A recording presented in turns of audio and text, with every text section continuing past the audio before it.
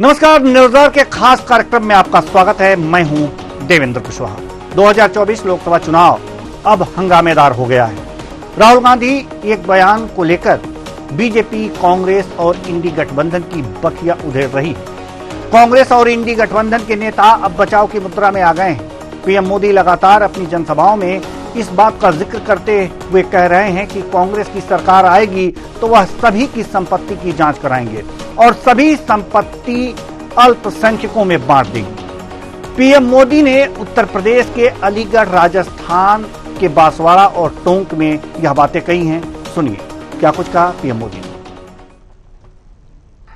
कांग्रेस और इंडी गठबंधन की नजर अब आपकी कमाई पर है, आपकी संपत्ति पर है।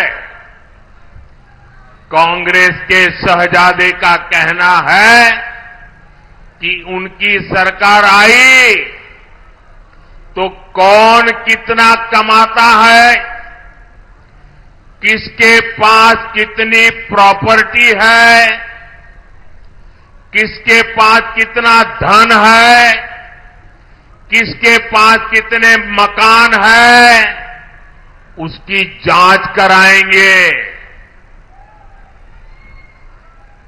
इतना ही नहीं, वो आगे कहते हैं कि ये जो संपत्ति है उनको सरकार अपने कब्जे में लेकर उसको सबको बांट देगी, ये कहते हैं। देंगे। और पहले जब उनकी सरकार थी उन्होंने कहा था कि देश की संपत्ति पर पहला अधिकार मुसलमानों का है। इसका मतलब ये संपत्ति इकट्ठी करके किसको बांटेंगे? जिनके ज्यादा बच्चे हैं उनको बांटेंगे। घुसपैठियों को बांटेंगे। क्या आपकी मेहनत की कमाई का पैसा घुसपैठियों को दिया जाएगा? आपको मंजूर है? ये कांग्रेस का मैनिफेस्टो कह रहा है कि वो माताओं बहनों का सोने का हिसाब करेंगे, उसकी जड़ती करेंगे, जानकारी लेंगे और फिर उस संपत्ति को बांट देंगे। और उनको बांटेंगे जिनको मनमोहन सिंह जी की सरकार ने कहा था कि संपत्ति पर पहला अधिकार मुसलमानों का है। भाइयों बहनों, ये अर्बन नक्सल की सोच, मेरी माताओं बहनों, ये आपका मंगलसूत्र भी बचने नहीं देंगे, यहां तक जाएंगे, मैं कहने आया हूं। कांग्रेस आपकी संपत्ति छीनकर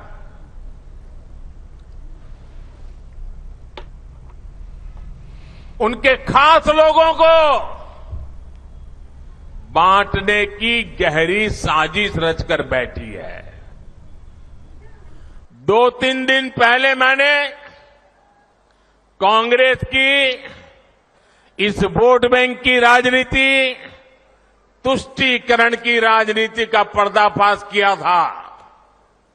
इससे कांग्रेस और उसको सिस्टम में उनको इतनी मिर्ची लगी है, इतनी मिर्ची लगी है कि वो हर तरफ गालियां देने में टूट पड़े। जो आए वो मोदी को गाली दे रहा है। वैसे तो मिर्ची की बात केंद्रीय गृह मंत्री अमित शाह ने भी की। अमित शाह ने छत्तीसगढ़ के कांकेर में एक जनसभा को संबोधित करते हुए क्या कुछ कहा, आप भी सुनिए। अभी अभी कांग्रेस पार्टी को मिर्ची लगी।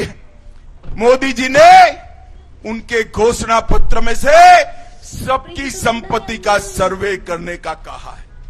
मोदी जी ने कल कहा क्यों करना है इस सर्वे को? कांग्रेस पार्टी पूरी नरेंद्र मोदी पर सवाल उठा रही है।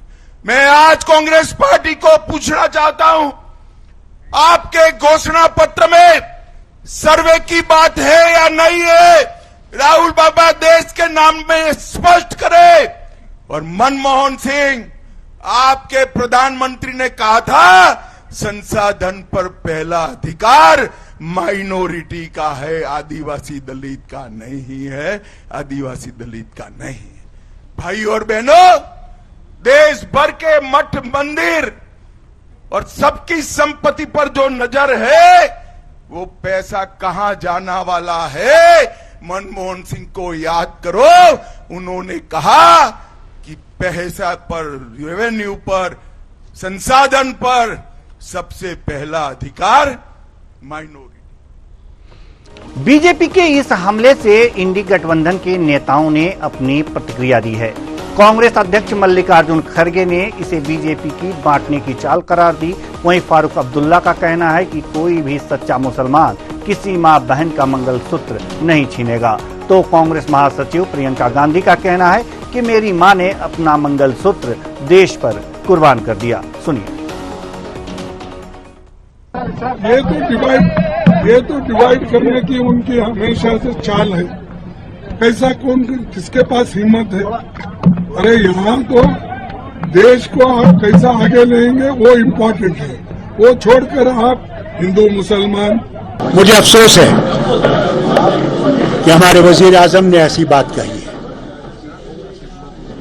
हमारा इस्लाम, हमारा अल्लाह हमें ये सिखाता है कि सबके साथ बराबरी से चलो। कभी हमारे मजहब ने यह नहीं कहा कि दूसरे मजहब को बुरी तरह से देखो, बल्कि हर वक्त कहा कि दूसरे मजहब की भी इज्जत करो। जिस तरह तुम अपने दीन की इज्जत करते हो, दूसरे दीन की भी इज्जत करो। कभी ऐसा नहीं होगा वजीर आजम कि मुसलमान कभी भी किसी माँ का, किसी बहन का मंगलसूत्र छीनेगा, वो मुसलमान नहीं है। पिछले 2 दिनों में अब ये शुरू हुआ है कि कांग्रेस पार्टी चाहती है कि आपके मंगलसूत्र और आपका सोना आपसे छीन ले। 70 सालों से ये देश स्वतंत्र है। 55 सालों के लिए कांग्रेस की सरकार रही है। किसी ने आपसे सोना छीना, आपके मंगलसूत्र छीने? इंदिरा गांधी ने अपना सोना, जब जंग हुई थी, अपना सोना देश को दिया। मेरी मां का मंगलसूत्र इस देश को कुर्बान हुआ है। वैसे राहुल गांधी और मनमोहन सिंह के जिस बयान को लेकर बीजेपी ने हंगामा किया, उसमें राहुल गांधी ने वह बयान तेलंगाना में दिया, जबकि पूर्व प्रधानमंत्री मनमोहन सिंह ने वह बयान 9 दिसंबर 2006 को दिया है। तो आइए सबसे पहले राहुल गांधी के इस बयान को सबसे पहले सुनते हैं, उसके बाद पूर्व प्रधानमंत्री मनमोहन सिंह के बयान को सुनेंगे। कि हिंदुस्तान की 90% आबादी की इस देश में हिस्सेदारी है ही नहीं। इसीलिए हमने वायदा किया है कि जैसे ही हमारी सरकार आएगी, जो हमने तेलंगाना में किया, जाति जनगणना को हम पूरे देश में इंप्लीमेंट कर देंगे। देश का एक्सरे कर देंगे, दूध का दूध, पानी का पानी हो जाएगा। पिछड़े वर्ग को, दलितों को, आदिवासियों को, गरीब जनरल कास्ट के लोगों को, माइनॉरिटीज को पता लग जाएगा कि इस देश में उनकी भागीदारी कितनी है। इसके बाद हम फाइनेंशियल और इंस्टीट्यूशनल सर्वे करेंगे। ये पता लगाएंगे हिंदू किसके हाथों में है, कौन से वर्ग के हाथ में है। और इस ऐतिहासिक कदम के बाद हम क्रांतिकारी काम शुरू करेंगे। जो आपका हक बनता है वो हम आपके लिए, आपको देने का काम करेंगे। चाहे वो मीडिया हो, ब्यूरोक्रेसी हो, हिंदुस्तान की सब संस्थाएं हो, वहां हम आपकी जगह बनाकर आपको हिस्सेदारी देंगे। We need to be revitalized. We will have to devise innovative plans to ensure that minorities, particularly the Muslim minority, are empowered to share equitably in the fruits of development. They must have the first claim on our resources. इन दोनों बयानों को लेकर BJP के नेता और NDA के नेता इस बार मुखर हुए हैं। ये मनमोहन सिंह का जो बयान आपने सुना, ये 9 दिसंबर 2006 का है। इन्होंने कहा था कि इस बयान में आपने ये सुना है कि उन्होंने कहा कि देश के संसाधनों पर पहला हक जो है वो मुसलमानों का है। और इस बात को राहुल गांधी के तात्कालिक बयान से जोड़कर ये देखा जा रहा है। राहुल गांधी और मनमोहन सिंह के इस बयानों के बाद बीजेपी एक बात का और जिक्र कर रही है और वह है कांग्रेस के मैनिफेस्टो का। प्रधानमंत्री नरेंद्र मोदी और केंद्रीय गृह मंत्री अमित शाह ने इस बात को जोर शोर से उठाया है। ऐसे में यह जानना जरूरी हो गया है कि कांग्रेस ने अपने न्याय पत्र में क्या वास्तव में इस बात का उल्लेख किया है जो सार्वजनिक मंच से प्रधानमंत्री और गृह मंत्री कर रहे हैं। इसके लिए कांग्रेस के न्याय पत्र का अवलोकन किया, उससे यह बात तो साफ हो गई कि इस न्याय पत्र में सीधे तो ऐसे किसी भी बात का जिक्र नहीं है, लेकिन जिस बात को लेकर बीजेपी संपत्ति के बंटवारे और अल्पसंख्यकों में बांटने की बात कर रही है वह कुछ इस प्रकार है, जिसे हम ग्राफिक्स के माध्यम से बता रहे हैं। यह ग्राफिक्स पृष्ठ संख्या 6 न्याय पत्र का है। इसमें साफ साफ यह लिखा हुआ है कि आर्थिक, सामाजिक और जातिगत जनगणना की बात कही गई है। पृष्ठ संख्या 7 पर बहुसंख्यकवाद को जगह नहीं, अल्पसंख्यकों के अधिकारों के लिए प्रतिबद्धता की बात की गई है। पृष्ठ संख्या 8 पर अल्पसंख्यकों के मौलिक अधिकार बरकरार रखे जाएंगे, ऐसी बातें की गई हैं। पृष्ठ संख्या 9 पे जो बातें लिखी गई हैं, शिक्षा, रोजगार, सेवा, खेल, कला का लाभ पाने में अल्पसंख्यकों को प्रोत्साहन दिया जाएगा। और पृष्ठ संख्या 9 पर ही अल्पसंख्यकों के आर्थिक सशक्तिकरण के लिए आसान कर्ज देने की नीति बनाने की भी बात की गई है। और साथ ही साथ इसी पृष्ठ पर अल्पसंख्यकों को शिक्षा, स्वास्थ्य, देखभाल, सरकारी नौकरी, सरकारी ठेके में बिना भेदभाव के देने की बात की गई है। पृष्ठ संख्या 20 महत्वपूर्ण है, नीति में उपयुक्त बदलाव से धन आय की असमानता का बदलाव की बात की गई है। यानी कि सीधे तौर पर इस जो न्याय पत्र यानी कि जो कांग्रेस का घोषणा पत्र है, जिस मैनिफेस्टो को लेकर के गृह मंत्री अमित शाह और प्रधानमंत्री नरेंद्र मोदी ने बातें कही हैं कि मैनिफेस्टो में ये लिखा गया है, उल्लिखित है, सीधे कोई बात लिखित नहीं है, लेकिन हाँ बांटने की बात थोड़ी सी घुमा फिरा कर जरूर लिखी गई है। अब संख्यकों को क्या क्या दिया जाएगा इसका जिक्र जरूर किया गया है। अब अगर जो बात करें कि राहुल गांधी के बयान पर अभी घमासान मचा ही था कि राहुल गांधी के राजनीतिक सलाहकार सैम पित्रोदा के बयान ने भूचाल ला दिया।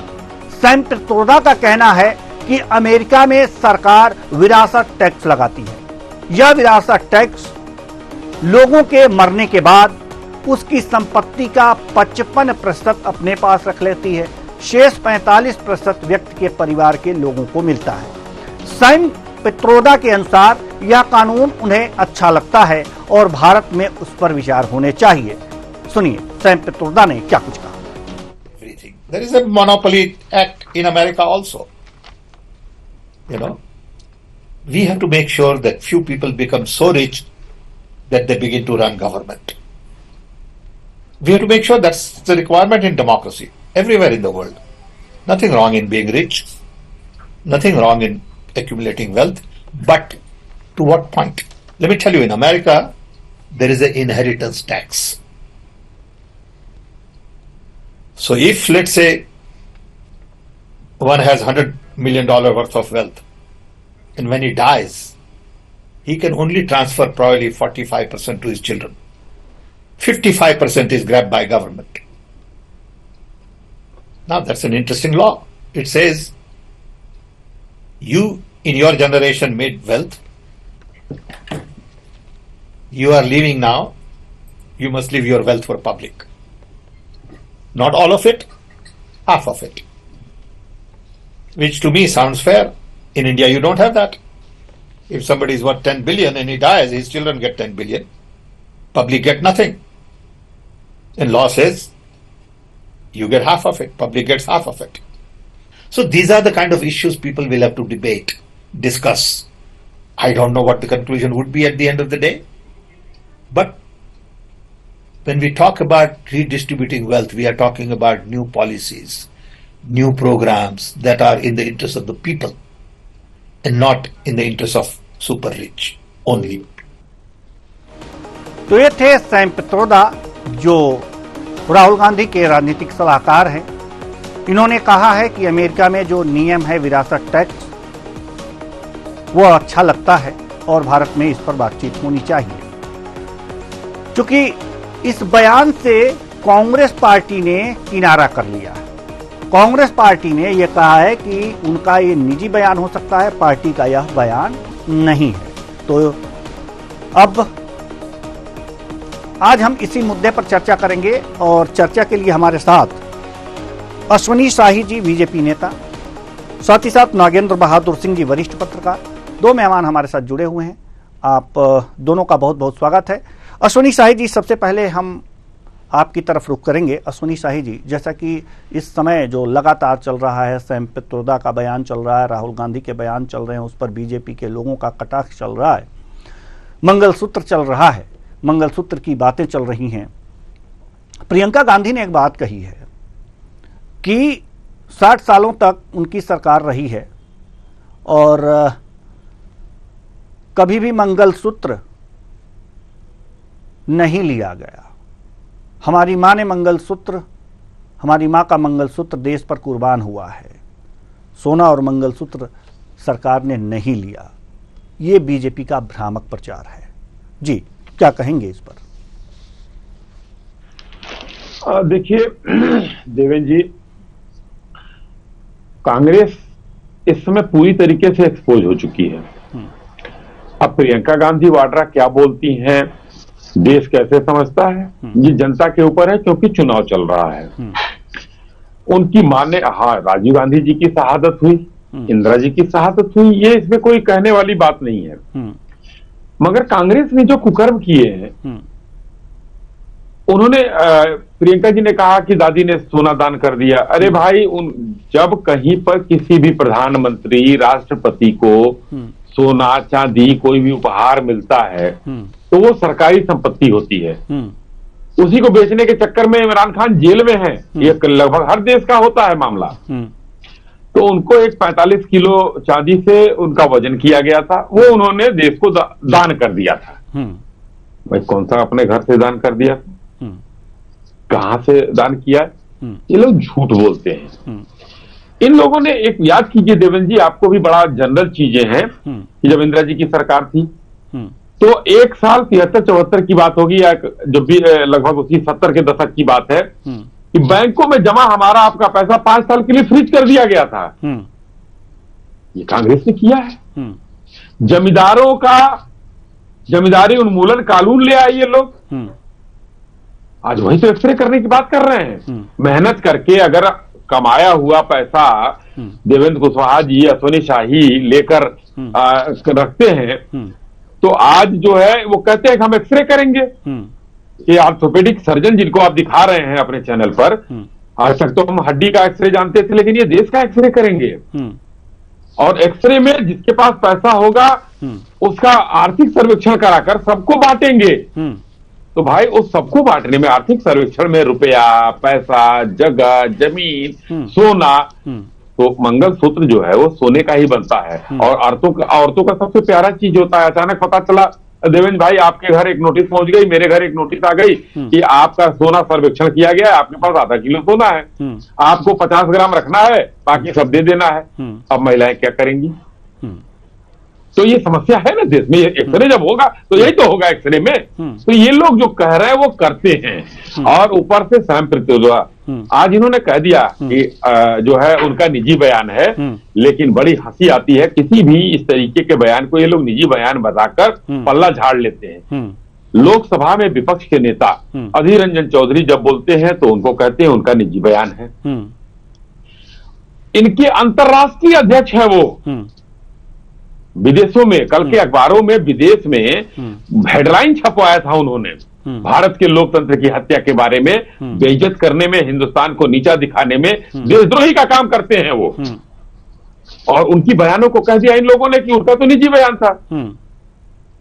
अब अगर कोई बयान देता है तो क्या मतलब उसको सर्टिफिकेट लेना पड़ेगा, राहुल गांधी और सोनिया गांधी से एक चिट्ठी जारी करानी पड़ेगी कि हमने ये बयान जारी किया है, वही ऑफिशियल माना जाएगा? कांग्रेस के अध्यक्ष मल्लिकार्जुन खड़गे जी आजकल तो कुर्सी खोजते हैं बेचारे, वो कहते हैं आला कमान से पूछना पड़ेगा। तो ये तो निजी बयान है, क्योंकि गांधी परिवार से ही तरह है, हो सकता है, लेकिन हम नहीं मानते हैं, क्योंकि कांग्रेस के वो अंतर्राष्ट्रीय अध्यक्ष हैं और वो समय समय पर कहते हैं। आज उन्होंने राहुल गांधी जी के उस तेलंगाना के भाषा पर मुहर लगा दिया है कि कांग्रेस की निकृष्ट सोच क्या है। जी बिल्कुल। हमारे साथ मन्यु त्यागी जी कांग्रेस प्रवक्ता जुड़ चुके हैं। बहुत बहुत स्वागत है आपका हमारे इस कार्यक्रम में। जैसा कि अभी आपने अश्विनी शाही जी को सुना, बीजेपी प्रवक्ता हैं। अश्विनी शाही जी ने एक बात जो कही है कि तेलंगाना में जो राहुल गांधी जी ने कहा उस पर सैम पित्रोदा ने मुहर लगा दी है। जी क्या कहना है आपका? देवेंद्र जी, आपको और पैनल में मौजूद सभी लोगों को नमस्कार, जय हिंद, वंदे मातरम। देखिए देवेंद्र जी, बिल्कुल साफ है कि भारतीय जनता पार्टी के पास मुद्दे नहीं है कि जो उन्होंने काम किए उन कामों के सहारे ये लोग चुनाव लड़ सके। इन्होंने जो वादे किए थे वो जुमला बाद में इन्होंने कह दिया था। वादा किया था 2 करोड़ रोजगार का, 15 लाख देने का, 35 रुपए पेट्रोल देने का, वो किसी से छुपा नहीं है।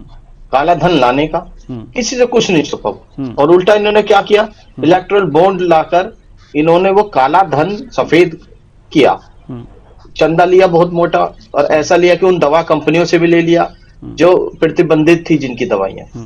तो खैर ये एक अलग बात है। लब्बो-लुआब ये है कि हिंदू मुसलमान भारत पाकिस्तान मंदिर मस्जिद से 1 इंच भी भारतीय जनता पार्टी आगे नहीं बढ़ पाई है, क्योंकि विकास के मुद्दे पर ये लोग चुनाव नहीं लड़ पाएंगे। लेकिन इस देश का जो जनता है उसको रोटी चाहिए, रोजगार चाहिए। नौजवान अग्निवीर से परेशान है, लेकिन इन लोगों को नहीं दिखता है। जीएसटी से जो छोटा व्यापारी दुकानदार है वो परेशान है, इनको नहीं दिखता है। जी मेरा और प्रश्न ये है, नौजवान चाहता है रोजगार मिले। मन्यु जी हमारा प्रश्न ये है कि तेलंगाना में राहुल गांधी जी ने जो बयान दिया था, सैम पित्रोदा के बयान उस पर मुहर लगाती है या नहीं, इसका जवाब दीजिए आप। देखिए देवेंद्र जी, पार्टी का मानना है, अभी हमारे नेता जयराम रमेश जी का बयान आया है कि वो उनका निजी बयान है।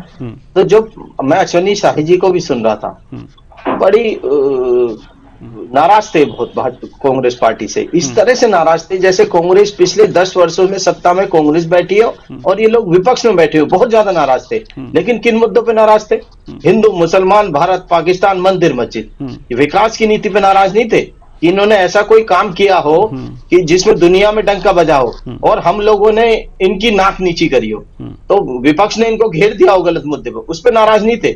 हिंदू मुसलमान भारत पाकिस्तान मंदिर मस्जिद, ये ऐसा मुद्दा है जो भावनात्मक मुद्दा है। इस पे इन्होंने बार बार 2 बार सरकार बेशक बना ली, लेकिन काट की हांडी बार बार नहीं चढ़ती है। जनता इनको सबक सिखाने जा रही है। फर्स्ट फेज में दिख गया है, अनुमान हो गया है कि ये लोग जा रहे हैं। और खुद नरेंद्र मोदी जी का भी चेहरे पर वो शिकन दिखने लगी है, अमित शाह जी के चेहरे पर शिकन दिखने लगी है, और आगामी जो हार है वो उनको दिखने लगी है। जनता इस सरकार को, इस अहंकारी सरकार को उखाड़ फेंकेगी। इंडिया अलायंस की कांग्रेस पार्टी की सरकार केंद्र में बनने जा रही है। कांग्रेस ने उनका निजी बयान माना है। राहुल गांधी जी के बयान को, क्या उनके बयान को भी निजी मानते हैं आप?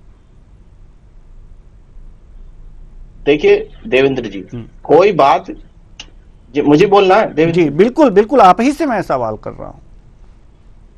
देवेंद्र जी, ऐसा है कि जो बयान दिया जाता है, रैली में बयान दिया जा रहा है, प्रेस कॉन्फ्रेंस में बयान दिया जाएगा, तो वो किस सर्कमस्टांसेस के अनुसार दिया जा रहा है ये भी मायने रखता है। लेकिन जो भारतीय जनता पार्टी है, उन बयानों में राहुल गांधी जी तो इलेक्ट्रल बॉन्ड के बारे में बात कर रहे हैं, वो किसान के एमएसपी दुगनी करने की बात कर रहे हैं, गारंटी देने की बात कर रहे हैं कि हम सरकार में आएंगे तो हम रोजगार बढ़ाएंगे। राहुल गांधी जी ने इन्हें हिंदू मुसलमान वाले मुद्दे उठाने हैं। क्या राहुल गांधी जी ने यह बातें नहीं कही कि सबका आर्थिक और जातिगत सर्वेक्षण कराया जाएगा, जिसकी जितनी भागीदारी होगी उसके अनुसार उन्हें धन वितरित किया जाएगा? क्या ये बातें उन्होंने नहीं कही? आप ये कहना चाह रहे हैं? देखिए, जो मैं कहना चाह रहा हूं वो ये है कि भारतीय जनता पार्टी अपने हिसाब से बातों को उठाती है और उसमें धार्मिक एंगल देखिए देने में मैं अपनी बात रख लूं। बीजेपी की बात छोड़ दीजिए। सर एक मिनट, अगर मैं अपनी बात ही ना रख पाऊंगा नहीं सर, मेरी बात सुन लीजिए। पता लगेगा, निवेदन है, आपने मेरी बात सुन नहीं रख पाऊंगा। नहीं बिल्कुल रखिए, आपको रखने के लिए बुलाया गया है। सर आप हमें ये बता दीजिए कि बीजेपी ने जो समझा वो लोगों से कह रही है, तो हमें सिर्फ राहुल गांधी क्या कहना चाह रहे थे यह समझा दीजिए। देखिए, राहुल गांधी जी साफ तौर पे कहना चाह रहे हैं कि जो तबका है, ऐसा तबका है जो आज भी मुख्य धारा में नहीं आया, तो उनकी गिनती हो जाए। इसमें तो शाही जी को भी कोई दिक्कत नहीं होगी, आपको भी कोई दिक्कत नहीं होनी चाहिए। बिल्कुल। और उन लोगों की जो माली हालत है उसमें सुधार हो, और जहां वो लोग पिछड़े हों तो उनको कुछ आर्थिक लाभ दे दिया जाए। लेकिन क्योंकि भारतीय जनता पार्टी प्रोपेगेंडा फैलाने वाली पार्टी है, उसमें वो महीने से देख रही है एक चीज में कि हम धार्मिक कैसे देंगे, धार्मिक एंगल हम किस तरह से ला सकें। धार्मिक एंगल की बात छोड़ दीजिए, मैं नहीं कहता कि अल्पसंख्यकों को देंगे। चाहता हूँ एक और बात जी, कल को ये अगर ये जाएंगे और हम सत्ता में आएंगे तो ये तो उसमें भी कह देंगे जो एमएसपी दिया है कांग्रेस ने किसानों को आय दोगुनी करने का जो वादा किया था, तो उसमें लाभ मुसलमानों को ज्यादा हो गया। तो ये शाही जी कह सकते हैं, क्योंकि हर एंगल में इन्हें जो ढूंढ के निकालना है, जो कुरेदना है, वो ये है हिंदू मुसलमान, भारत पाकिस्तान। लेकिन कांग्रेस पार्टी चाहती है कि जो वंचित तबका है उसको मुख्य धारा में लाया जाए। नहीं तो आखिर आज तक ये पैसे जो देने की बात आप लोग कह रहे हैं, संविधान की रक्षा की जाए। अभिमन्यु जी हमें बस ये मूल बात का जवाब दे दीजिए कि आप सही बात कह रहे हैं कि जो गरीब तबके के लोग हैं उनको सहयोग मिलना चाहिए, लेकिन ये सहयोग क्या जिनके पास ज्यादा धन है उनसे लेके दिया जाएगा? ये किस तरह से दिया जाएगा? बीजेपी तो यही कह रही है। हम हिंदू मुसलमान की बात नहीं कर रहे हैं, और ना हम उस पे जाएंगे कि हिंदू मुसलमान को दिया जाएगा या बांट दिया जाएगा, 4 लड़कों को वाले को बांट दिया जाएगा 10 लड़कों को। हमें बस ये आप बता दीजिए कि जो गरीब तबके हैं वास्तव में, जिनको वास्तव में उठाने की जरूरत है, उनको किस तरह से सरकार उठाएगी जब कांग्रेस की सरकार बनेगी? क्या जो ज्यादा अमीर हैं उनके पैसे की स्कैनिंग होगी, उसका एक्सरे होगा और उनसे वो पैसे लेकर के दिए जाएंगे? क्या स्थितियां हैं? या फिर जो सैम पित्रोदा ने जो नियम बताए हैं कि 55% जो है सरकार लेगी और 45% उनके धन का उनके परिवार में रहेगा, तो उस हिसाब से जो पैसे आएंगे वो इन गरीबों को बांटना चाहेंगे। क्या स्थितियां हैं? ये कंफ्यूजन है, ये आप दूर कर दीजिए। फिर हम वरिष्ठ पत्रकार महोदय बड़ी देर से इंतजार में हैं, हम उनके पास भी जाएंगे। देखिए देवेंद्र जी बिल्कुल साफ है। देश में 70 सालों में 50 लाख करोड़ का ऋण था, 10 साल में आज कितना हो गया? 200 लाख करोड़ का ऋण हो गया। बट्टे खाते में जो धन हुआ करता था 2.5 लाख करोड़ का, अब कितना इन्होंने 16 लाख करोड़। कांग्रेस पार्टी ने 72,000 करोड़ रुपए किसानों का माफ कर रहा था जब कांग्रेस की सरकार थी, यूपीए की जो सरकार थी मनमोहन सिंह जी की। इन लोगों ने विरोध किया था। Congress party right to food बनाकर गई। आज इन्होंने उससे एक कदम आगे चलकर जो भोजन का अधिकार था वो मुफ्त कर दिया। जो 2 रुपए किलो गेहूं, 3 रुपए किलो चावल की जो योजना थी मुफ्त कर दिया। ठीक है, अच्छी बात है। अब अगर जनहित की जो योजनाएं हैं उनको हम अगर देखें तो वो ऊंट के मुंह में जीरे समान है। जब हम 16 लाख करोड़ का पूरा बट्टे खाते में जो लोन लिया हुआ है वो माफ कर दिया जाए। जो पैसा हमारा जनता का जो पैसा है उसे माल्या और ललित मोदी जैसे लोग लेकर चंपत हो जाए तो वो ऊंट के मुंह में जीरे समान है। तो देखिए कुछ तो करना पड़ेगा। अगर आप कहने लगे कि वृद्धा पेंशन क्यों दी जा रही है, विकलांग पेंशन क्यों दी जा रही है, तो मतलब कहने का वही है ना, स्कूल में जाते हैं, कहने का मतलब वही है ना, उनको मुफ्त पढ़ाई क्यों दी जा रही? देखिए मुख्य धारा में किस तरह से लाया जाएगा। तो अगर हम एक तब कॉर्पोरेट को लाभ दे रहे हैं, लेकिन वो लाभ अगर उनको दे रहे हैं तो समान तौर पे अगर जनता को लाभ दे दिया जाए तो जो देश की जनता है, देश में 22 लोग इस तरीके के जिन पर 70% संपत्ति है, तो बाकी की जनता आप बताइए ना, हमारी जनता देश की जनता क्या करेगी? वही हम आपसे जानना चाह रहे थे। हम वही आपसे जानना चाह रहे थे जो इतनी देर बाद आपने कही है। वाले गुमराह करते हैं, जी नैरेटिव ऐसा सेट करते हैं कि ये सोचते हैं कि आपकी और हमारी जेब से पैसा निकाल कर दे दिया जाए। मेरी बात सुन लीजिए सर, थोड़ा सा क्लियर करना बाकी है सर। से वहां जा रहा है उस मत से यहाँ जाएगा। थोड़ा सा क्लियर करना बाकी है। जो 22 लोगों की आप बात कर रहे हैं, तो क्या उनकी स्कैनिंग की जाएगी, उसके एक्सरे किए जाएंगे और उनकी संपत्ति लिया जाएगा और लोगों में बांटी जाएगी? स्कैनिंग तो उन लोगों की जानी बहुत आवश्यकता है, उन जो जिन पे छापा लगा और उन्होंने इन्हें पैसा दे दिया। मतलब जिन जो पे छापा डालेंगे है, हम समझ नहीं पा रहे हैं सर, हम देखिए आगे इसलिए नहीं बढ़ पा रहे हैं डिबेट में। मैं कहना चाह रहा हूं उनसे जो पैसा आएगा, जो काले धन की जो बात करते थे, जब जो आज इन्होंने अपनी पार्टी में शामिल करा लिए, जिन पे सही तरह से जांच नहीं हो पा रही है, उनसे भी तो पैसा आएगा। और यानी कि जिन पे बीजेपी छापा डलवा रही है, जिन पे बीजेपी छापा डलवा रही है, अच्छी बात कर रही है कि उनसे धन निकलवा लिया जाए। आप इस बात को सही मान रहे हैं? देश आज भी प्रगति पर चल रहा है। चलिए वो तो अलग बात है, 10 साल में सर भटकाव आया है, लेकिन जरूरत पे लाना। सर इधर उधर आप मुझे भटकाइए मत, जो सवाल है उसी पे रहिए। बहुत देर से हम आपसे बातचीत कर रहे हैं और अश्विनी शाही जी कुछ कहना चाह रहे हैं, लेकिन अश्विनी शाही जी माफ कीजिएगा, हम आएंगे आपके पास। नागेंद्र बहादुर सिंह जी वरिष्ठ पत्रकार बहुत देर से हम लोगों की चर्चा सुन रहे हैं। नागेंद्र बहादुर जी, वास्तव में अगर जो देखा जाए तो अभिमन्यु त्यागी जी जैसे चक्रव्यूह में मुझे घुमा रहे हैं, जो सीधा सीधा जवाब नहीं दे रहे हैं। तो सीधा सीधा जवाब न देने का कारण क्या है, आप हमें बस यही समझा दीजिए।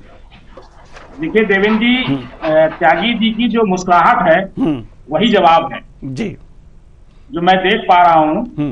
तो त्यागी जी की मुस्कुराहट जो है वो बहुत कुछ कह रही है। आपके प्रश्नों को वो अच्छे से समझ रहे हैं और जवाब लेकिन अपने हिसाब से वो दे रहे हैं।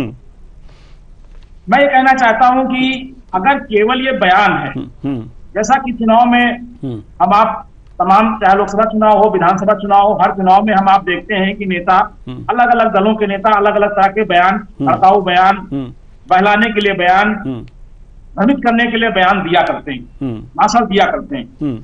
अगर राहुल जी और जो उनके वो हैं पित्रोदा जी या अन्य लोग जो कांग्रेस पार्टी के हैं, अगर केवल वो चुनावी बयान है, चुनावी भाषण है, तब तो ठीक है। लेकिन अगर कहीं ये प्री प्लान्ड, जैसा कि मोदी, आप सुना, आपके चैनल पे सुन रहा था मैं कि कई सभाओं में मोदी जी ने जो भाषण दिया है उसमें उन्होंने कांग्रेस के घोषणा पत्र की जिक्र किया कि उन्होंने उस बिंदु को उठाया है कि इस बिंदु पे कांग्रेस के घोषणा पत्र में ये बात कही गई। तो अगर इसका इम्प्लीमेंट कांग्रेस करने जा रही है तो मैं समझता हूं कि ये बहुत विध्वंसक होगा और ये देश की राष्ट्रीय जो एकता है और जो समरसता है उसको बहुत नुकसान पहुंचाएगी, क्योंकि केवल ये बात आने से ही इसकी चर्चा जो है गांव तक है, रूट लेवल तक है और लोग इसको जोड़ रहे हैं, क्योंकि कांग्रेस ने सबसे लंबा शासन किया है, चाहे वो जिम्मेदारी उन्मूलन हो, चाहे वो विपक्ष का खात्मा हो, तमाम चीजें कांग्रेस ने की हैं। तो मेरे कानों तक जो पहुंच रहा है वो इस चर्चा का बहुत ही गंभीरता के साथ लोग इसमें बात कर रहे हैं कि कांग्रेस हो सकता है ऐसा कर दे कि जिनके पास ज्यादा संपत्तियां हैं, उनको, जिनका बैंक में जमा है, फिक्स डिपॉजिट है या लाकर में सोना चांदी है, उसको सरकारी संपत्ति घोषित करके बाद में उसका वितरण कर दे, जैसे कि कांग्रेस ने पहले जमींदारों से जमीनें लेकर गरीबों में बांटी थी जी। तो ये कुल मिला के ये अगर केवल चुनावी बयान है तब तो ठीक है, चुनावी भाषण तब तो ठीक है, लेकिन अगर प्री प्लान इसको इम्प्लीमेंट करने की तैयारी है तो ये देश के लिए बहुत घातक है। मैं समझता हूं अगर चुनाव के परिप्रेक्ष्य में अगर मैं ईमानदारी से कहूं, निष्पक्ष होकर कहूं, तो ये कांग्रेस के लिए बहुत नुकसानदायक साबित होने जा रहा है। जी, नुकसानदायक साबित होने जा रहा है। और हमने जो इनके न्याय पत्र की जो जिन जिन पृष्ठों पे जो जो बातें इससे संबंधित लिखी हैं, हमने उसको ग्राफिक्स के माध्यम से दिखाया भी है।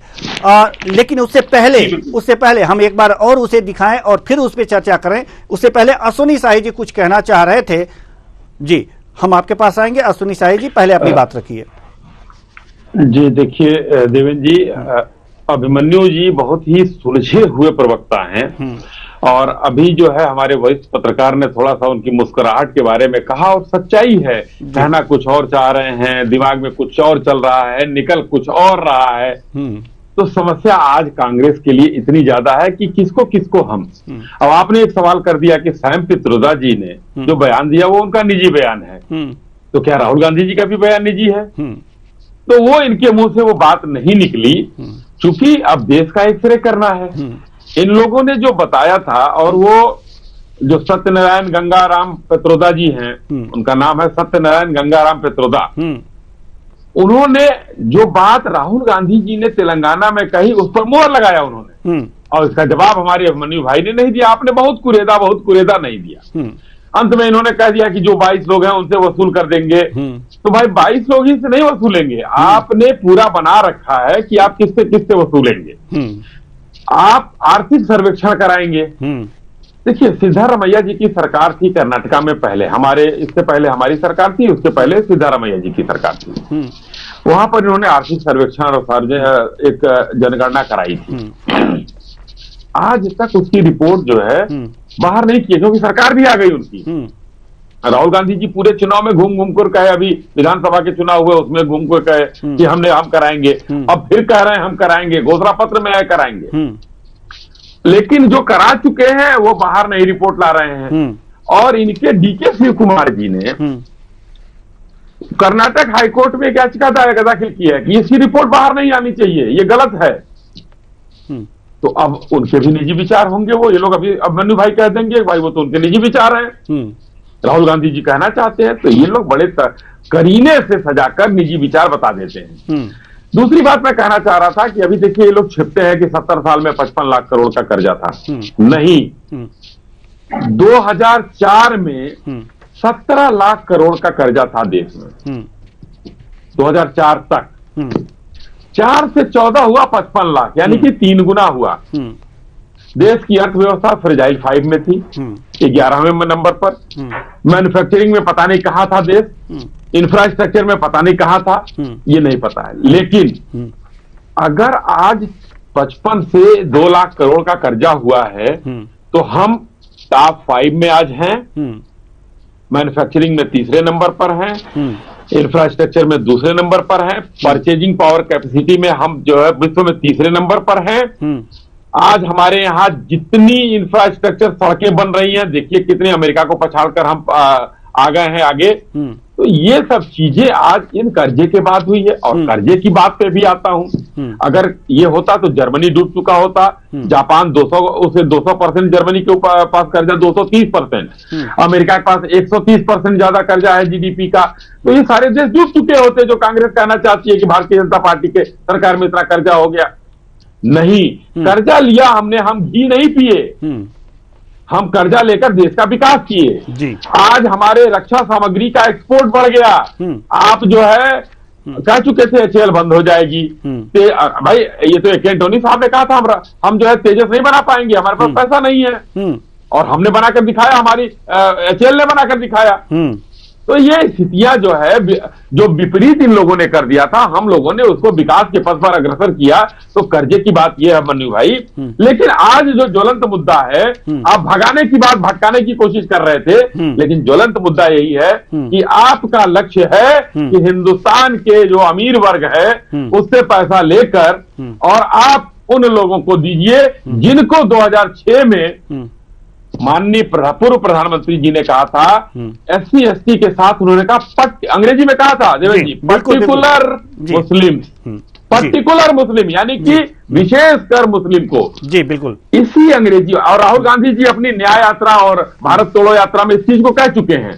अंग्रेजी में कहते थे तो लोग कहते हैं वाह कितनी बढ़िया बात कहा, आर्सम कहा। लेकिन उसी बात को बड़े सरल शब्दों में माननीय प्रधानमंत्री जी ने हिंदी में आदिवासी भाइयों को, गरीब लोगों को समझा दिया कि भाई ये अल्पसंख्यकों को क्या देना चाहते हैं। और तीसरी बड़ी महत्वपूर्ण बात कहकर अपनी बात समाप्त करूंगा, अगर अल्पसंख्यक के मतलब इनके जो है मुस्लिम न होता तो अल्पसंख्यक तो पारसी भी है, जैन भी है, ईसाई भी है, सिख भी है।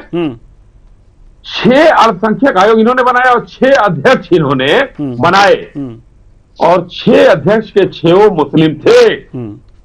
अगर अल्पसंख्यक पारसी भी है, जैन भी है, तो क्यों नहीं उसमें से थे? बिल्कुल। तो ये कांग्रेस की जो है नीति और नियत यही थी। इसको आगे बढ़ाने का काम माननीय राहुल गांधी जी कर रहे हैं। चलिए, हमारे टीवी स्क्रीन पर जो इससे संबंधित जो विवाद चल रहा है, इससे संबंधित ग्राफिक्स चल रहे हैं, और वो ग्राफिक्स हैं न्याय पत्र के, कांग्रेस के न्याय पत्र के उन पृष्ठों के उन अंश जिनमें इस बात का जिक्र किया गया है कि आर्थिक सामाजिक जातिगत जनगणना कराकर सुधार के कदम उठाएंगे। पेज नंबर 6 यानी कि पृष्ठ संख्या 6 पर यह बातें कही गई हैं, और पृष्ठ संख्या 20 पर जो बातें कही गई हैं, ध्यान से सुनिएगा अभिमन्यु त्यागी जी, सवाल आपसे ही होगा कि नीति में उपयुक्त बदलाव से धन आय की असमानता का बदलाव किया जाएगा। इसका अर्थ मुझे समझा दीजिए। जो पृष्ठ नंबर 20 पर आपने किया, आपने लिखा है, इसका मतलब मैं समझना चाहता हूं। और साथ ही साथ पृष्ठ संख्या 6 पे ये बात लिखी गई है कि आर्थिक, सामाजिक, जातिगत जनगणना कराकर सुधार के कदम उठाएंगे। पृष्ठ संख्या 7 पर यह बातें कही गई हैं कि बहुसंख्यकवाद को जगह नहीं, अल्पसंख्यकों के अधिकारों के लिए प्रतिबद्ध हैं। ये बातें कही गई हैं आपके न्याय पत्र में। ये मैं अपनी तरफ से नहीं कहता, इसके मतलब समझा दीजिए। मात्र 3 पेजों की बात है, page number 20, page number 6, page number 7। Devendra ji, पहले तो ये बात आसानी से समझ में आ जाएगी, शाही जी भी जानते हैं, पर क्योंकि शाही जी को बिठाया इसलिए गया हुआ है कि तो चुनाव में हार तो दिख ही रही है कि कुछ एंगल ऐसा बन जाए कि वो हिंदू मुसलमान की जैसे प्रतीत हो, क्योंकि ऊपर से आदेश है। यह जो लिखा हुआ है वो आपने भी बोला है, जातिगत जनगणना, धार्मिक जनगणना बोला क्या, लिखा है क्या? नहीं लिखा हुआ। नहीं। तो जहां जातिगत ही है, मुद्दा ही जातिगत है, तो उसमें इतनी बड़ी दिक्कत क्यों है? और जहां अभी शाही जी बोल रहे थे कि ये जो ऋण इतने लाख करोड़ का बढ़ गया है, तो वो कोई बहुत बड़ी बात नहीं है, लेकिन बढ़ गया उसके बाद ऋण की बात किनारे कर दीजिए। वो जब ऋण आएगा तो आप भी लेंगे, जब आपकी सरकार आएगी तो ऋण की बात छोड़ दीजिए। नहीं नहीं, ऐसा नहीं है, ऐसा नहीं है देवेंद्र जी, ऐसा नहीं है देवेंद्र जी। आप उस जिस धन के बारे में बात कर रहे हैं, मैं उसकी इम्प्लीमेंटेशन की बात करना चाहता हूँ। चलिए ठीक है। ये कह रहे हैं कि हमने जो ऋण लिया उसको हमने इंफ्रास्ट्रक्चर में लगाया, तो रोजगार क्यों नहीं बढ़े हैं? देश में 12 करोड़ रोजगार उल्टा घट गए। कहा इनका वादा था हर वर्ष 2 करोड़ रोजगार देंगे तो 20 करोड़ रोजगार बढ़ते। देश में जो ग्रेजुएट है उसमें से 66% ग्रेजुएट, खुद सरकार का आंकड़ा है, वो उन पे नौकरी नहीं है आज। तो उसका कारण क्या है? उसका कारण यह है कि चंद पूंजीपतियों के हाथ में इन्होंने देश के जो संस्थान है, जो सेल, ले, घेल, भेल, नवरत्न कंपनी है, वो सब दे दी। 166 इस तरीके की संपत्तियां दे दी इन्होंने, पोर्ट दे दिए, हवाई अड्डे दे दिए। तो क्या इन्होंने बनाए थे? क्या इनके थे? नहीं थे, जनता के धन से हुआ था ना। तो जब वो एक घराने को, एक परिवार को, एक कंपनी को मिल जाएगा काम, तो वो उसका जो धन कमाई होगी वो कहां जाएगी? इन्होंने नेशनल हाईवे की बात करी, लगातार उस पर टोल बढ़ते जा रहे, एक अलग मुद्दा है, कांग्रेस के समय में भी थे। लेकिन जिस तरह से आज बढ़ रहे हैं पीपीपी, ट्रिपल पी मॉडल पर, तो वो जो हाईवे पे डंका जो अपनी पीठ थपथपाते हैं, तो वो तो पब्लिक प्राइवेट पार्टनरशिप के एक तरह के कमर्शियल हाईवे होता है। उसका पैसा कहां जाता है? क्या एनएचएआई के थ्रू सरकार के खाते में जाता है या कंपनी के खाते में जाता है? उसका लाभ किसको है? तो देखिए, ऐसा है कि ये सिर्फ समझने का फेर है। 16 लाख करोड़ रुपए की अगर माफी दी जा रही है ऋण की, बट्टे खाते में डाले जा रहे हैं, अगर कुछ पैसा, कुछ धन जनता को दे दिया जाए तो उस पर इतने सवाल नहीं उठने चाहिए। और उस जनता को जो मुख्य धारा में नहीं है, जो पिछड़ा तबका है, जो वंचित तबका है, इस देश में संविधान का राज है और वो प्रतीत भी होना चाहिए। कांग्रेस पार्टी जब सत्ता में आई, जब देश आजाद हुआ, तो इस देश में एक ओल पिन की फैक्ट्री नहीं थी। IIM, IIT जैसे संस्थान बनाए, इसरो जैसे संस्थान बनाए, वो संस्थान भी बनाया। BHEL, जिसके बारे में अभी हमारे शाही जी जिक्र कर रहे थे, अभी पिछले अरसे की बात है, खुद राहुल गांधी जी विरोध करते थे अनिल अंबानी को, उन्हें तजुर्बा नहीं था, उनको काम दे दिया गया था कलपुर्जे अब हमें ये बताइए राफेल डील में।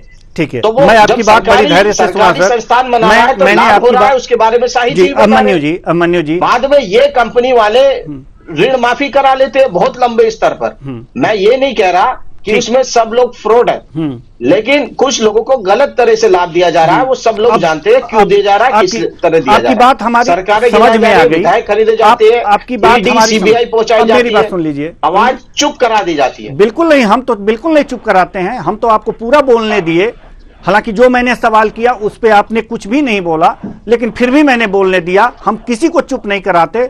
आपने अपनी बात रखी, समझ में आ गया कि वास्तव में जो 22 लोग हैं जिनको टारगेट कर रही है कांग्रेस, उन 22 लोगों नहीं टारगेट नहीं कर रही है। मैं कह रहा हूं टारगेट नहीं, हम कह रहे हैं नीतियां इस तरह से होंगी देश की। देखिए 22 हो चाहे 135 करोड़ हो, देश के नागरिक है, बिल्कुल बिल्कुल बिल्कुल यही बात, बिल्कुल 135 करोड़ मतलब सभी लोगों का आर्थिक सर्वेक्षण कराने की जरूरत ही क्या है सर? जेल में पहुंचाने का काम किया सर जी। जब हम सत्ता में थे हमने अपने, लेकिन आज वो लोग अब बात हो गई ना, अब तो थोड़े से मेरे सवाल का जवाब दे दीजिए। हो गया, आपकी बात मैंने पूरी सुन ली और समझ भी गया। आप 135 करोड़ लोगों की सर्वे कराने की बात कर रहे हैं, आपके सर्वे कराने की जरूरत ही क्या है? हर सेक्रेटरी, पंचायत सेक्रेटरी के पास आर्थिक रजिस्टर होता है, हर ग्राम सेवक, ग्राम विकास अधिकारी के पास, हर पंचायत सेक्रेटरी के पास आर्थिक रजिस्टर होता है। ये गांव के एक एक परिवार के घर में क्या क्या चीजें हैं, कितने उसके खेती है, कितने बैल हैं, कितनी भैंस हैं, कितनी गाय हैं, कितने पंपिंग सेट हैं, कितने ट्रैक्टर हैं, कितनी गाड़ियां हैं, सारे के सारे सर्वे पहले से ही मौजूद हैं। आर्थिक रजिस्टर मंगाइए और देख लीजिए, कुछ करने की जरूरत ही नहीं है, सर्वे कराने की जरूरत नहीं है। सुन लीजिए, अब सुन लीजिए, 135 आप भी मुझे बता दीजिए, आप भी बता दीजिए, ये आर्थिक रजिस्टर की जो आप बात करें वो उत्तर प्रदेश में नहीं है, हर जगह है। कितने दिन पहले हुआ आप हर जगह है, हर जगह है। कितने दिन, जब इस तरह से कितने दिन पहले हुआ है सर? हर जगह रजिस्टर बना होता है, जैसे परिवार रजिस्टर होता है। साइंटिफिकली कायदे से अगर साइंटिफिकली अगर हो जाएगा तो उसमें दिक्कत तो होनी नहीं चाहिए। सर साइंटिफिकली क्या है? आज आपने मोटरसाइकिल खरीदा, आज आपने मोटरसाइकिल खरीदा, पंचायत सेक्रेटरी ने दर्ज कर लिया कि आपके यहाँ मोटरसाइकिल है, दोपहिया वाहन आज हो गया। ये प्रोसेस है, जैसे परिवार रजिस्टर में। सर मेरी बात सुन लीजिए, मेरी बात सुन लीजिए, भटकाइए मत मुझे, बात कह रहा हूं मैं अब आप भटकने वाला नहीं हूं, बहुत भटका लिए, समय बहुत कम है, अब मैं मेरी बात सुन लीजिए। मैंने मोटरसाइकिल खरीदी तो वो पंचायत का सेक्रेटरी जो मेरे गांव का है उस पर पहुंच गया उसका आंकड़ा, बिल्कुल आंकड़ा पहुंच गया, उसकी ड्यूटी है, उसकी ड्यूटी है जी, क्या ड्यूटी है। आर्थिक रजिस्टर होता है, आर्थिक रजिस्टर होता है देखिए पंचायत में, आर्थिक जैसे परिवार रजिस्टर होता है। सर आप सुनने की मतलब आप सुनना ही नहीं चाहते, आप बिना मतलब का इधर उधर डिबेट भटका रहे हैं। माफ कीजिएगा मन्नू जी, बिना मतलब का इधर उधर डिबेट भटका रहे हैं, मेन मुद्दे पे आप चर्चा करना ही नहीं चाहते। मेरी बात सुन लीजिए, मेरी बात सुन लीजिए, आप एक पंचायत में चले जाइए, पूरे डाटा आपको मिल जाएंगे। जैसे परिवार रजिस्टर होता है वैसे आर्थिक रजिस्टर भी होता है। हर पंचायत, हर ग्राम पंचायत अधिकारी के पास, हर सेक्रेटरी के पास यह रजिस्टर है और इंक्लूड होता है, आप जाके पता कर लीजिएगा। दूसरी बात ये हम जो आप आय की असमानता की बात कर रहे हैं, 135 करोड़ लोगों के सर्वेक्षण की तो सर्वे हो चुका है और पर डे सर्वे होता है, उठा के देख लीजिए कौन कैसे क्या कमा रहा है और कितना खा रहा है, ये निश्चित है। उसमें बहुत ज्यादा ना ही बीजेपी को डूबने की जरूरत है, ना कांग्रेस को डूबने की जरूरत है, ना हम लोगों को इस पर तैरने की जरूरत है। हम सिर्फ आपसे एक सवाल पूछे हैं, उसका सटीक जवाब हमें नहीं मिला है। पृष्ठ संख्या एक बार और हम आपको चाहेंगे कि हम अपने पूरे मेहमानों को ये न्याय पत्र की वो पृष्ठ संख्या पर लिखी गई कुछ बातें हैं जो हम फिर एक बार चलाना चाहेंगे। और अब मन्नू जी आप ध्यान से सुनिएगा, अब ध्यान से देखिएगा, मैं इसे पढ़ रहा हूं, आप स्क्रीन पे फुल स्क्रीन चलाइए, हमारे मेहमान को एक बार फिर हम इसको। पृष्ठ संख्या 6, आर्थिक सामाजिक जातिगत जनगणना कराकर सुधार के कदम उठाए जाएंगे। सवाल नंबर 1 की कौन से सुधार के कदम होंगे? बहुसंख्यक वाद को जगह नहीं, अल्पसंख्यकों के अधिकारों के लिए प्रतिबद्ध। बहुसंख्यकवाद को कहां जगह नहीं दी जाएगी, यह सवाल है। अल्पसंख्यकों के मौलिक अधिकार बरकरार रखे जाएंगे, उनके मौलिक अधिकार को छीन कौन रहा है, यह सवाल है। और पृष्ठ संख्या 9, शिक्षा, रोजगार, सेवा, खेल, कला का लाभ पाने में अल्पसंख्यकों को प्रोत्साहन दिया जाएगा, प्रोत्साहन कौन रोक रहा है, यह भी सवाल है। और दूसरी बात, पृष्ठ संख्या 9, अल्पसंख्यकों के आर्थिक सशक्तिकरण के लिए आसान कर्ज देने की नीति अपनाई गई है। क्या किसी धर्म के आधार पर अल्पसंख्यकों के प्रोत्साहन की आर्थिक नीति को रोका गया है या आर्थिक प्रोत्साहन देने नहीं दिया गया है? क्या यह कहना चाहते हैं इस न्याय पत्र में? अल्पसंख्यकों के शिक्षा के स्वास्थ्य और देखभाल के अवसर मिलेंगे। और क्या अल्पसंख्यकों को नजरअंदाज कर दिया जा रहा है? क्या सरकारी जो सरकारी चिकित्सालय हैं, क्या उनमें जाति और धर्म पूछ करके इलाज होता है? आखिर इसके मतलब क्या है? सबसे महत्वपूर्ण बात, पृष्ठ संख्या 20, नीति में उपयुक्त बदलाव से धन आय की असमानता का बदलाव किया जाएगा। किस प्रकार का बदलाव किया जाएगा? बस ये है हमारा प्रश्न। पहला प्रश्न, आर्थिक सामाजिक जातिगत जनगणना कराकर सुधार के कदम उठाए जाएंगे। कौन से कदम उठाए जाएंगे? पहला सवाल। जल्दी से सर, समय बहुत कम है, हम और अन्य मेहमान हैं, आपसे जानना चाहते हैं। देखिए देवेंद्र जी, देखिए इतना जोश से बोलने से, देखिए मैं बिल्कुल कम शब्दों में कह रहा हूँ, इतने जोश से बोलने में देखिए जो हमारा न्याय पत्र है उसकी भाषा तो नहीं बदल पाएगी। आप कितने जोश से कितनी हेडलाइन करके दिखा देंगे। जातिगत जो जनगणना की बात कही है और आर्थिक जो पहलू की बात कही है तो कांग्रेस पार्टी वो करेगी। आपने अल्पसंख्यक वाला कोट किया, क्या इससे पहले नहीं है, क्या उसके बाद में है?